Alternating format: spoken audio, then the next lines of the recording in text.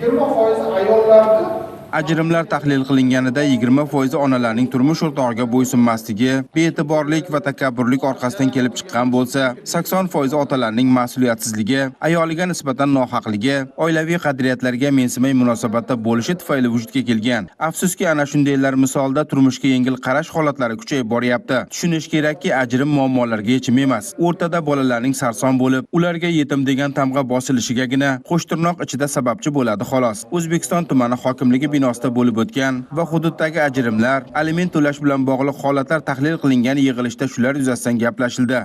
Oilalarda bo'layotgan ajrimlar sonini qisqartirish, ajrashgan oilalarni yarashtirish va aliment yuzasidan tushayotgan murojaatlarni keskin kamaytirish maqsadida o'tkazildi. Bu yerda masalan ko'plab ajrashgan oila, ya'ni bir tomondan shu ajrashgan erkak bo'lsa yoki ularning oila a'zolari, ota-onalari ham ishtirok etdi.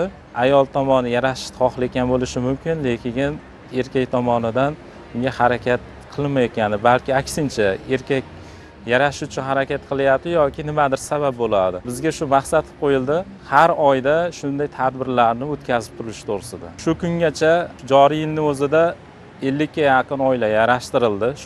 Shunday qancha o'tkazilgan yig'ilishlar natijasida bu harakat keyinchalik ham olib boriladi, to'xtatilmaydi. Fikr bildirib o'tilganidek, uzoq muddat davomida aliment to'lamaslik bilan bog'liq holatlar ham tumanda uchraydi. Aslida o'z farzandi uchun, uning moddiy ehtiyoji uchun pul ajratmagan otalar yig'lashi kerak deyildi. Nikoh muqaddasligi, farzandlar oldidagi ota-onaning majburiyati, ta'lim-tarbiyasi borasida qayg'urishi kerakligi ta'kidlab o'tildi. Aliment undirish masalaning bir tarafi xolos. Agar o'sha oilani yarashtirilsa, bolalar yetim bo'lmasa, buning rohatini so'z bilan ta'riflab bo'lmaydi. Soha vakillari, mutasaddilar so'zga chiqib, agar biror oilani tiklanishga ko'maklashib yuborilsa va natija ijobiy bo'lsa, ulardan baxtli odam yo'qligi haqida o'z qarashlari, fikrlarini bildirib o'tdi. Tadbirning eng ta'sirli qismi esa deyarli ajrim bo'lgan oilaning yarashgani va er-xotin o'ylab eng to'g'ri qarorni e'lon qilishi bo'ldi.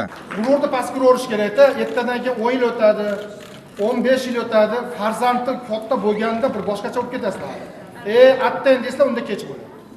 Mana bular to'g'ri qaror qildi. Mayli bugun qiynalayotgandi, g'ururi baland kim nima bo'layotgandi, paskurlayotgandi, lekin ertadan keyin taqdiri bor bular. Bolalarning taqdiri. To'g'rimi? Mana bularning baxtliligimiz.